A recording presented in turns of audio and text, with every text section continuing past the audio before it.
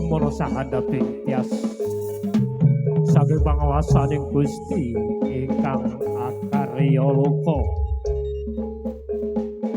ya Gusti kang maha suci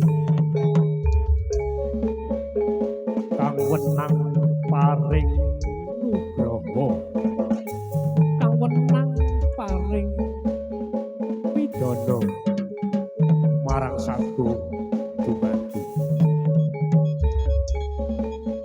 panguwasaning Gusti Anjalari gumlaring rahina lawan dumadining ratri mula nang kanthi kang cinarita nalika semono ana wanodya kang sulistya ing warna kang kabeh mau dicipta dening Gusti kang Maha Kawasa para satriya Bugis kang ngeparengake marang Matedya mau banjur padha ulah kanuraga satriya Bugis suka budaya suka budaya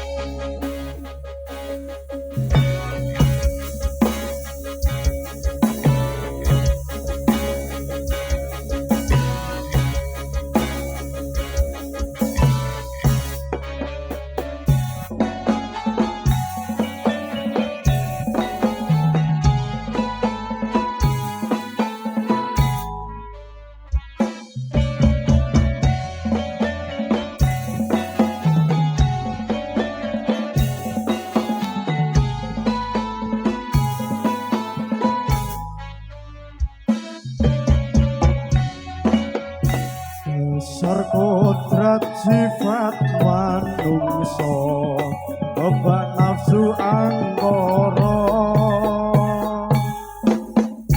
adikang adikung adikuna yawi cicroning nala eling ya sing eling urip mong sedelo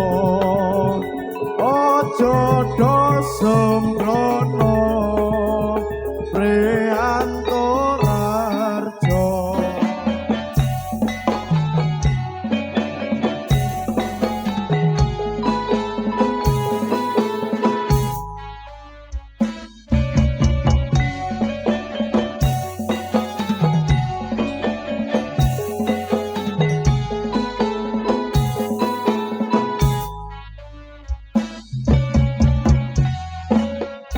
dasar kodrat sifat menungso kebak nafsu angkara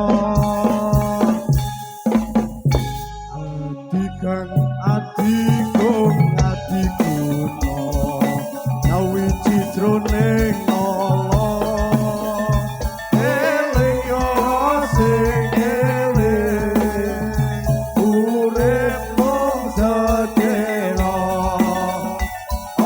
jodoh sembrono Priantara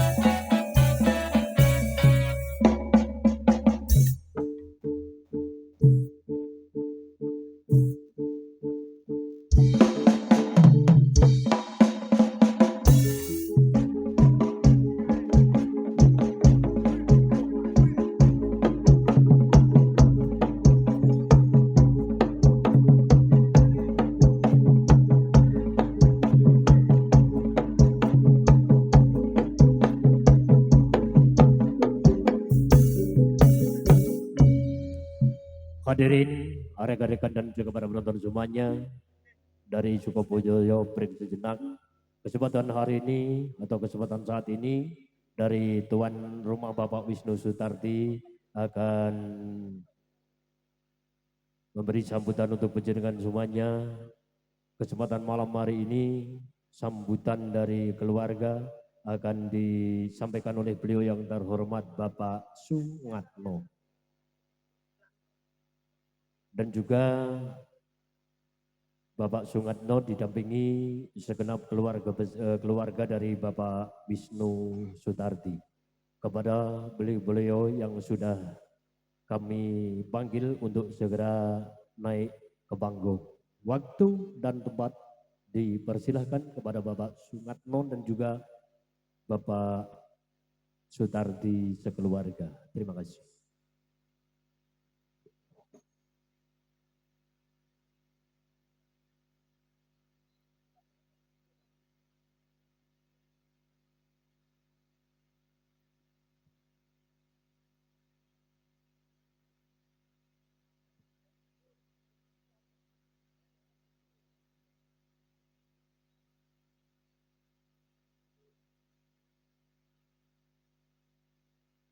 Bismillahirrahmanirrahim.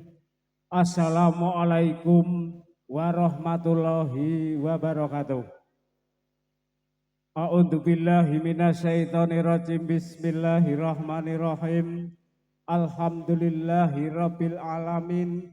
Nahmaduhu wa nasta'inuhu wa na'udzu billahi min syururi anfusina wa min sayyiati a'malina. Fala yudlilhu fala hadiyalah. La haula wala quwata illa billah. Astaghfirullahaladzim. Innallaha ghafurur rahim. Amma ba'd. Nuwun kawula nuwun kunjuk wonten ngarsanipun para pamriksa kakung Sumarna Putri ingkang satuhu kinabekten, para tamu undangan ingkang bagya mulya, langkung-langkung panjenenganipun para sesepuh minangka tiyang sepuh kula ingkang dipun sepuhaken wonten ing Padekahan Sukorejo ingkang satuhu kawula hormati. Datan katalumpen panjenenganipun para alim, para ulama ingkang rinten dalu tansah sumandhing kitab suci wahyuning ilahi minangka panuntun kiblating panembah ingkang satuhu luhuring budi. Kunjuk wonten ngarsanipun para tamu, para lenggah ingkang dahat sinuba ing pakurmatan. Sakdereng sasampunipun kawula nglajengaken miwiti matur wonten ngarsa handika para lenggah sedaya langkung rumiyin. Sumangga panjenengan sedaya para pamriksa kakung putri dalasan kula tansah kula dherekaken manjataken raos puji dalasan syukur wonten ngarsanipun Gusti ingkang Maha Agung awit kawontenan katitik dalu kalenggahan piniji puniki kita lan panjenengan sedaya tasih saged dipun keparengaken kembal manunggal napa dene mirsani hiburan sauntawis sedaya tansah manggih wilujeng tebih saking sambikala. Allahumma sholli ala sayyidina Muhammad. Sholawat saha salam mugi katur dumateng junjungan kita Nabi Agung Muhammad sallallahu alaihi wasallam, salah satunggaling nabi saha rasul wonten ing kalodhangan dalu kalenggahan punika ingkang sampun paring syafaat lan hidayah dumateng panjenengan sedaya dalasan kawula sumrambah dumateng panjenenganipun Bapak Wisnu Sutardi, Ibu Sri Lasemi Mandap, keluarga agung. Para pamirsa kakung Sumarna Putri ingkang satuhu kinurmat. Saderengipun kawula tansah nyuwun gungingsih samudra pangasami awit kawula kumawantun nyigek panjenengan sedaya ingkang katemben eco sekeco pinarak lenggah ngiras pantes hamirsani seni budaya Jawi saking dukuh tempel wewengkon Kelurahan Gladaksari Kecamatan Kabupaten Boyolali wonten ing kalodhangan dalu kalenggahan punika kawula piniji saking panjenenganipun Bapak Wisnu Sutardi Ibu Sri Lasemi Mandap Keluarga Agung. Menggah ingkang angka sepisan ngaturaken pambagya arja wilujeng dhateng para pamirsa para tamu kakung Sumena Putri. Jangkep ingkang angka kalih wonten ing kalodhangan kalenggahan dalu piniji puniki panjenenganipun Bapak Wisnu Sutardi Ibu Sri Sulasmi nggadahi kajat ingkang angka sepisan inggih menika netepi sunahipun Rasulullah sallallahu alaihi wasallam ngawontenaken tasakuran walimatul akikah. Putranipun kekalih wonten ing kalodhangan dalu punika. Bilih ing angka sepisan ingkang dipun akikahi panjenenganipun adik Sri Noviana. Nomor kalih ingkang dipun akikahi wonten ing kalodhangan dalu punika panjenenganipun adik Raisa Pratiwi ingkang wonten ing kalodhangan menika nembe lenggah wonten ing pendidikan kelas 3 SD wonten ing Sidoarjo. Mugi tansah nyuwun tambahing berkah saha pangestu wilujeng sepisan dhateng para tamu, kaping kalih dhateng para warga masyarakat, langkung-langkung dhateng para pamirsa kakung Sumena Putri, menggah putranipun Bapak Wisnu Sutardi ingkang nomor kalih ingkang nembe dipun akikahi, ingkang nembe lenggah wonten ing bangku kelas 3 SD, mugi sakpengkeripun dipun akikahi. Putranipun Bapak Wisnu Sutardi sak keluarga tansah dadosa putra ingkang salehah, bangun turut dhateng tiyang sepuhipun kekalih, tumrapipun tangga tepalih minggahipun dhateng agami lan negarinipun. Dadosa putra ingkang migunani tumrap nungsa lan bangsa. Menggah ingkang kekalih kalodhangan dalu punika ingkang dipun akikahi panjenenganipun adik kula Sri Noviana ingkang nembe kewala kemawon kajatukrami kalian putra pawestrinipun Bapak Muklis Ibu Purwanti ingkang mijil saking Bulu Rejo Mojorejo wewengkon Kecamatan Cepogo Kabupaten Boyolali dinten ingkang sampun kapengker inggih menika wonten ing kalodhangan dalu punika ngiras pantes tasakuran walimatul urus. Para pamirsa kakung Sumena Putri, para warga masyarakat Dukuh Sukoharjo, para tamu undangan ingkang bagya mulya. Menggah saking panjenenganipun Bapak Wisnu Sutardi mandhapipun dhateng para keluarga agung tansah nyuwun tambahing berkah saha pangestu dhateng atmajanipun kekalih ing kalodhangan dalu punika ingkang nembe dipun ijab kabulaken nalika dintang surya kaping 17 Mei 2026 dinten ingkang sampun kapengker jangkep wonten ing kalodhangan dalu punika sepeken dintenipun. Tansah nyuwun tambahing berkah saha pangestu dhateng para pamirsa. Mugi atmaja temanten sarimbit anggenipun badhe mangun bebrayan agung wonten ing kalangan Dukuh Sukoharjo tansah manggya wilujeng dadosa keluarga ingkang sakinah mawaddah warahmah. Amin Allahumma amin. Para pamirsa kakung Sumena Putri ingkang kinurmatan, mekaten menggah wigatos sing sedya babaring kajat ingkang kaadanan saking panjenenganipun Bapak Wisnu Sutardi mandhap Ibu Sri Lasmi ingkang saged kula aturaken.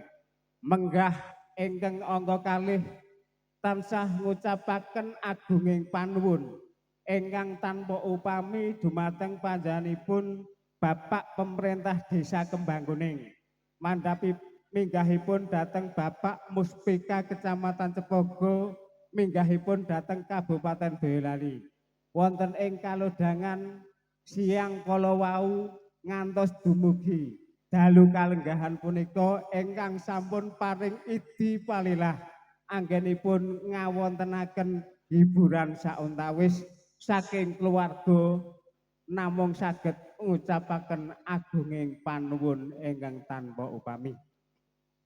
Menggah kalajenganipun kawula pribadi minangka makili saking panjenenganipun Bapak Perwakilan Dukuh, Bapak RW, Bapak RT dadosna kawigatosanipun dhateng para warga masyarakat Dukuh Sukoharjo ing mriki ing mbok bilih sedaya badhe hamirsani menggah bothekipun hiburan dalu punika pikajeng kula utawi piweling kula minangka makili perwakilan Dukuh ampun ngantos nglalekaken griya dipun sambangi wonten ing kalodhangan punika ing mbok bilih samangke mugi boten dadosaken kuciwaning manah dhateng para warga masyarakat.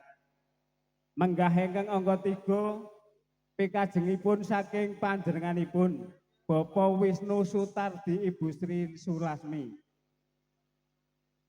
nyaosi pirsa dhateng para pamirsa kakung putri para warga penonton wonten ing kalodhangan dalu punika. Pikajengipun dipun suwun jagi katentreman kabagyan mugi anggenipun ngawontenaken hiburan sauntawis wonten ing dalu punika mugi tansah pinaringan wilujeng piwit purwa madya hingga wusana. Para pamirsa kakung putri ingkang satuhu kinurmat, mekaten lan semanten menggah wigato sing sedya babaring kajat ingkang kaadanan saking panjenenganipun Bapak Wisnu Sutardi Ibu Sri Lasmi ingkang saged kula aturaken sepisan malih ing mbok bilih panjenenganipun Bapak Wisnu Sutardi anggenipun nyawetakaken papan palenggahan kangge ngawontenaken hiburan para pamirsa terutami para warga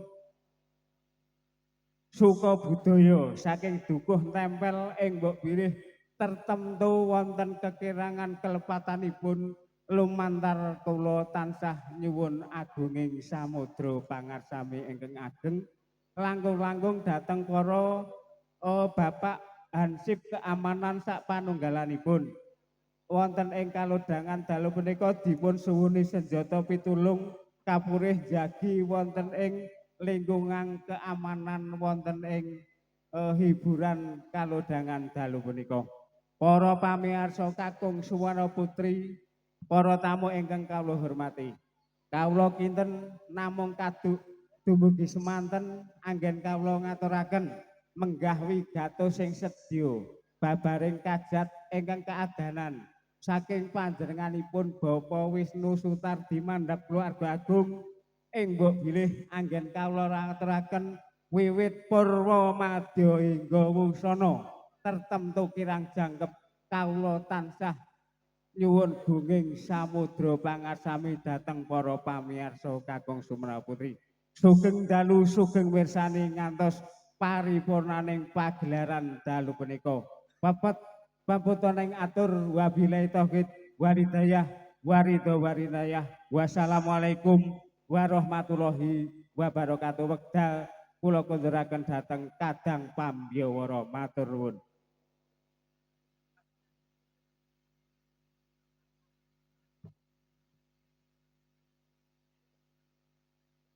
Matur sembah nuwun kunjuk panjenenganipun Bapak Sungatno. Kula minangkani sedaya keluarga saking panjenenganipun Bapak Wisnu Sutardi tansah matur gunging panuwun ingkang tanpa upami. Marsanipun para pamirsa budaya sugeng dalu sugeng hamirsani malih prikonco saking suka budaya tarian Satrio Bugis.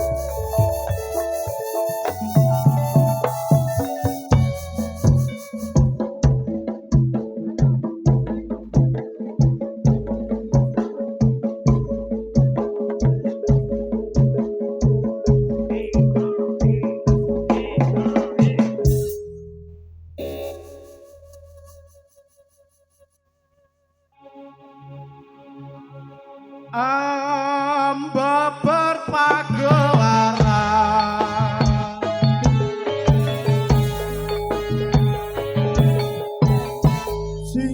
singgah kala singgah durga sumingkir ing jalanidi kukus dupa kumelun ing jagat raya mangge panggayuh kunjo ing samurpa.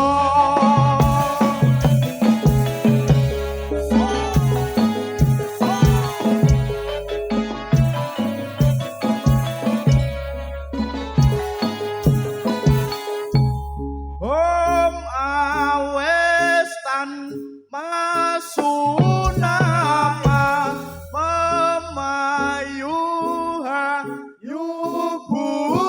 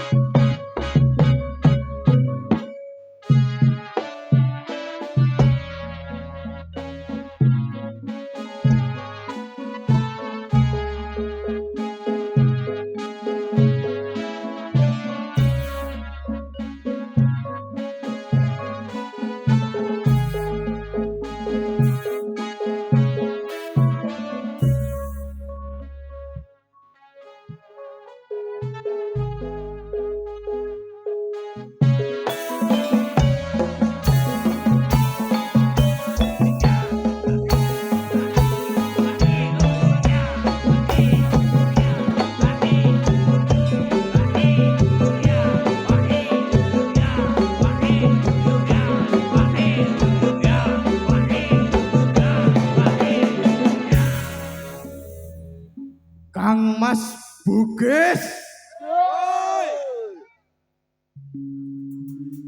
Yuangkat sang prawara Koswa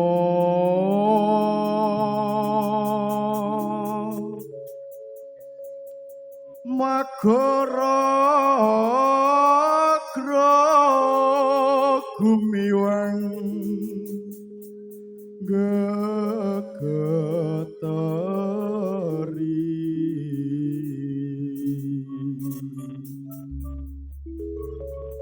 swaraning tata gumuruh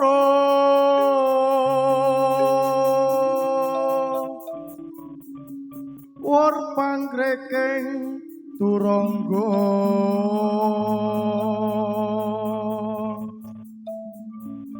bende beri monyo sauran mangunggo